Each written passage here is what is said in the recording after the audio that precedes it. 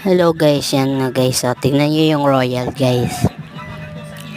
Yan guys, nagpa-deliver kasi ako guys. Nagtitinda kasi ako dito ng mga soft drinks. So yan guys, first time kong makakita ng ganito sa soft drinks. May lumulutang na langaw at langgam. Ayan guys, kita nyo guys.